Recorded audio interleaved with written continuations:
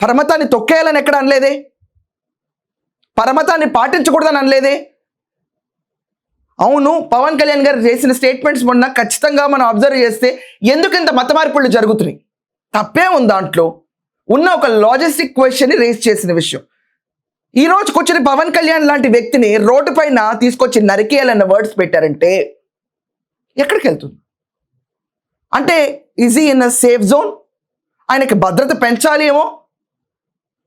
ఉప ముఖ్యమంత్రి పరిస్థితి ఎలా ఉంటే ఉప ముఖ్యమంత్రి ముఖ్యమంత్రిని అనుసరించే వాళ్ళందరి పరిస్థితి ఎలా ఉంటుంది రాష్ట్రంలో? జస్ట్ స్టాండ్ అలోన్ ప్యాసెంజర్కి ఇంత భయం, ఎక్కడా కూడా జంకకుండా ఏ మాటలు అంటున్నాడంటే సింగిల్ స్టాండర్డ్ అలోన్ ఎంటిటీ కింద ఇంత మాటలు మాట్లాడగలుగుతాడా?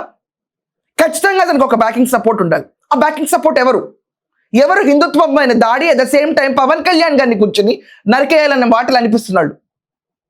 ఒక సంఘమా, ఓ సంస్థ, ఓ పొలిటికల్ సంస్థ, లేకపోతే ఒక పొలిటికల్ సంస్థకి చెందిన ఒక అధినేత ఇచ్చిన ధైర్యమా? ఎవరికీ తెలియదు.